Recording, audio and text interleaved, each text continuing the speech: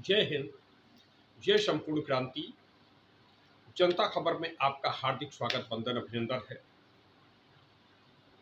आप सब देखते रहिए जनता खबर यूपी बिहार, जिसमें खास तौर से यूपी बिहार की राजनीतिक समाचार होते हैं, राजनीतिक खबरें होती हैं और जो चर्चाएं होती हैं पटना से दिल्ली तक, लखनऊ से दिल्ली तक, उन पर एक विहंगम दृष्टि होती है। खबर इस समय उत्तर प्रदेश में घोसी का चुनाव चल रहा है। तो घोसी के चुनाव में एक प्रकरण आया। दारा सिंह चौहान, भाजपा समाजवादी पार्टी ने उनको टिकट दिया था, जीते हुए थे। पहले वो भाजपा में थे, भाजपा छोड़ के सपा में ज्वाइन किया। तो कहीं न कहीं लोगों में चर्चा है कि उन्होंने इसलिए ज्वाइन किया कि वो सपा में मंत्री बनेंगे, लेकिन सपा की सरकार नहीं बनी तो मंत्री नहीं बन पाए। तो फिर उन्होंने भाजपा ज्वाइन कर लिया। और वही हाल ओम प्रकाश राजभर का भी है कि वो भी भाजपा में छोड़ करके सपा में गए थे, ये सोच करके कि मंत्री बनेंगे, लेकिन मंत्री नहीं बन पाए। तो उन पर स्याही फेंक दी गई। तो स्याही की बड़ी चर्चा की भाई स्याही किसने फिकवा दिया, भाजपा ने फिकवा दिया या सपा ने फिकवा दिया, ये सब चल रहे हैं। उसी में एक चर्चा ये भी चल रही है कि जिसकी ओर जनता का ध्यान जा रहा है कि जैसे उत्तर प्रदेश में प्रतापगढ़ से रघुराज प्रताप सिंह जीत गए, भाजपा का कोई बहुत बड़ा विरोध प्रदर्शन नहीं हुआ। बलिया की रसड़ा सीट से बहुजन समाज पार्टी के उमाशंकर सिंह जीत गए, भारतीय जनता पार्टी का बड़ा विरोध प्रदर्शन नहीं हुआ। जौनपुर से धनंजय सिंह की पत्नी जिला पंचायत अध्यक्ष बन गई, भारतीय जनता पार्टी का कोई बड़ा विरोध प्रदर्शन नहीं दिखा। उसी प्रकार से वहां पर चूंकि समाजवादी पार्टी की ओर से सुधाकर सिंह चुनाव लड़ रहे हैं, सुधाकर सिंह भी क्षत्रिय समुदाय से हैं, इसलिए माना जा रहा है कि भारतीय जनता पार्टी का कोई बड़ा विरोध प्रदर्शन सुधाकर सिंह के खिलाफ नहीं हो रहा है। और चर्चाएं यह भी हैं कि जिस प्रकार से केशव प्रसाद मौर्य चुनाव हार गए, तो उस लोगों का मानना कि भाई चुनाव भारतीय जनता पार्टी की रणनीति के तहत, संघ की रणनीति के तहत, ये बताने के लिए, दिखाने के लिए कि उप मुख्यमंत्री जी का जनाधार बहुत व्यापक नहीं है, भाजपा के कार्यकर्ताओं ने चुनाव हरवा दिया। उसी प्रकार से ओम प्रकाश राजभर और दारा सिंह चौहान को यह दिखाने के लिए कि भाई आपका कितना जनाधार है, हो सकता है कि भारतीय जनता पार्टी के कार्यकर्ता, भारतीय जनता पार्टी के नेता ही सुधाकर सिंह को जितवा दे और दारा सिंह चौहान को हरवा दे और बाद में एमएलसी बना दे। जिस प्रकार से उप मुख्यमंत्री केशव प्रसाद मौर्य को उप मुख्यमंत्री बना दिया गया, एमएलसी बना दिया गया, और ये सब चर्चाएं चल रही हैं।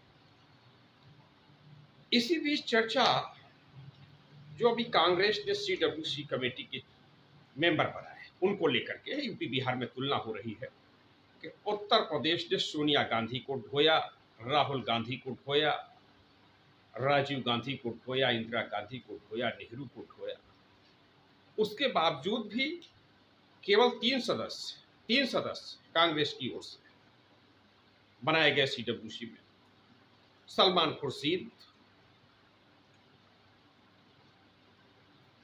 नंबर 2 राजीव दीक्षित, राजू शुक्ला कानपुर के, नंबर 3 महाराजगंज की से जुड़ी हुई और कांग्रेस से लोकसभा चुनाव लड़ चुकी सुप्रिया श्रीनेत, क्षत्रिय समाज, केवल 3। और बिहार से भी 3। बिहार से अभी हाल में शामिल हुए कन्हैया कुमार जी। तो कन्हैया कुमार जी मुझे इसलिए याद आ जाते हैं कि कन्हैया कुमार जी के बाबा जी बिहार के मुख्यमंत्री रहे, महामाया प्रसाद सिन्हा के मंत्रिमंडल में मंत्री भी थे। ये लोग बहुत कम लोग जानते हैं। और मैंने परंपरागत तो राजनीतिक है, पारिवारिक राजनीतिक है कन्हैया कुमार, लेकिन उनका फेस जिस तरीके से चर्चित किया गया कि नहीं साहब जो है बहुत गरीब घराने से आए हैं, मजदूर घराने से आए हैं, और कोई राजनीति में नहीं था, कहीं कोई परिचय नहीं, संपर्क नहीं। इस प्रकार से जो छवि बनाई गई, जैसे एक छवि कि भाई चाय बेचने वाले आ गए प्रधानमंत्री बनने के लिए, उसी प्रकार से कन्हैया कुमार की भी छवि गढ़ी गई। तो इसलिए मुझे याद आ गया।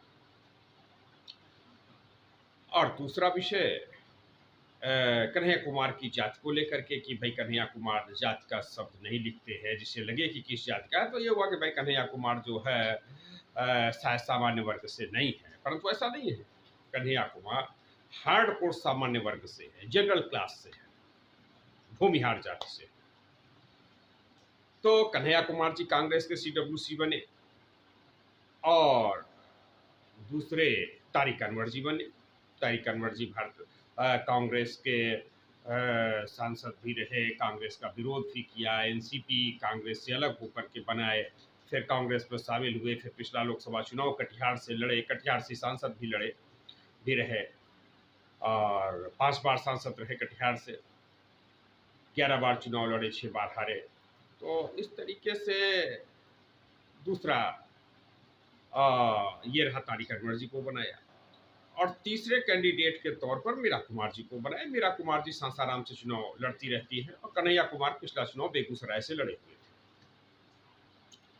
तो अब ये देखना है कि बिहार, जहां पर 40 लोकसभा सीट है, माने उत्तर प्रदेश का आधा राज्य है बिहार, बिहार से भी 3 और उत्तर प्रदेश से भी 3, और बिहार का कोई भी योगदान नेहरू गांधी परिवार को ढोने का नहीं रहा है, बल्कि उत्तर प्रदेश का नेहरू गांधी परिवार को ढोने का रहा। उसके बाद भी 3 जो है, तो कांग्रेस उत्तर प्रदेश अनुमान लगा रही है, लोग कयास लगा रहे हैं कि उत्तर प्रदेश को आखिर कितनी भागीदारी मिलेगी, जब केवल 3 CWC बनाए जा रहे हैं, तो लोकसभा टिकट कितनी देगी, यह सब चर्चाएं चल रही है। इसी बीच चर्चा ये रही पटना से ही कि बिहार में गोपालगंज, फुलवरिया शरीफ, लालू यादव जी अपने परिवार के साथ में, पत्नी राबड़ी देवी के साथ में गए। राबड़ी देवी का मायका है, वहां पर भी गए। राबड़ी देवी अपने उस स्कूल में गई जो उनके नाम पर बना हुआ है, और लालू यादव उस जो गेस्ट हाउस वहां का है, वहां पर रुके, ठहरे। तो चर्चा चली कि 7 वर्षों के बाद आए हुए हैं। तो ये भी एक चर्चा चली कि जब व्यक्ति संपन्न हो जाता है, बड़ा आदमी बन जाता है, माने अरबपति खरबपति बन जाता है, तो अपने गांव को भूल जाता है। तमाम विषम परिस्थितियों के बावजूद 7 वर्षों के बाद जाना ये अच्छी बात भी है, लेकिन लोग चर्चा कर रहे हैं कि अंतराल इतना बड़ा हो गया, साल 6 महीने भी आ सकते हैं। जिस समय जेल में रहे उस समय की कोई बात नहीं, लेकिन जेल से इतर जब रहे तो परिवारीजनों को आते जाते रहना चाहिए। इस प्रकार से चर्चाएं चल रही हैं। तो फिर भी कुछ लोग सराहना कर रहे हैं कि देर से आए दुरुस्त आए, इतने दिनों के बाद भी आए। और ये चर्चा बिहार की जो कानून व्यवस्था है उसको लेकर के बड़ी चर्चा की, इधर कई वकील की हत्या, पत्रकार की हत्या, ठेकेदार की हत्या, नेता की हत्या, साधारण व्यक्ति की हत्या, मतलब हत्याओं का प्रदेश बिहार बन सा गया। तो चर्चा हो रही है कि क्या भाई जंगल राज वापस आ गया है। जिस जंगल राज को हटाने के लिए भाजपा, नीतीश एंड तमाम लोगों ने संघर्ष किया, वही जंगल राज बिहार में वापस आ गया। तो अब बिहार को क्या किया जाए जनमानस का, तो उस पर ये चर्चा चल रही कि भाई एक नया समीकरण, चूंकि भाजपा को भी देखा गया, लालू यादव को भी देखा गया, नीतीश कुमार को भी देखा गया, कांग्रेस को भी खूब देखा गया, तो अब देखा जाए जनता दल आई इंद Kumar Gujral, Indian national democratic republican alliance माने इंदिरा गठबंधन को देखा जाए, श्रीमती चौधरी किरण सिन्हा को देखा जाए।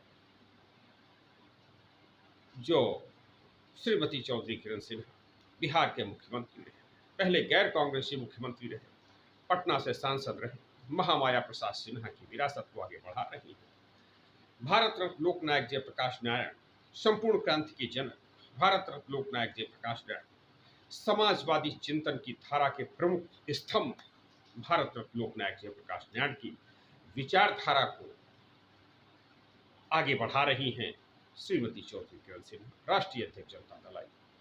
क्यों न उनके नेतृत्व में एक बार बिहार खड़ा हो जाए, ये चर्चाएं चल रही हैं। और जो वहाँ पर खास तौर से उपेंद्र कुशवाहा, मुकेश सहनी की भाजपा के द्वारा उपेक्षा होगी, वह लोग भी किरण सिन्हा के साथ जुड़ सकते हैं। अभी हाल ही में रामभद्र राय भी जनता दल यूनाइटेड छोड़ करके अलग हुए हैं, वह भी किरण सिन्हा जी के साथ आ सकते हैं। तो बिहार में एक सशक्त विकल्प जनता दल आई की राष्ट्रीय अध्यक्ष श्रीमती चौधरी किरण सिन्हा के नेतृत्व में बन सकता है, और इस विकल्प में विकल्प को बनाने में कहीं न कहीं ऐसा लगता है कि शत्रुघ्न सिन्हा, यशवंत सिन्हा का भी योगदान, बड़ा योगदान हो सकता है। शत्रुघ्न सिन्हा ने अभी हाल ही में एक बार कहा कि भारत में महिला प्रधानमंत्री भी होना चाहिए। महिला प्रधानमंत्री क्यों नहीं होना चाहिए?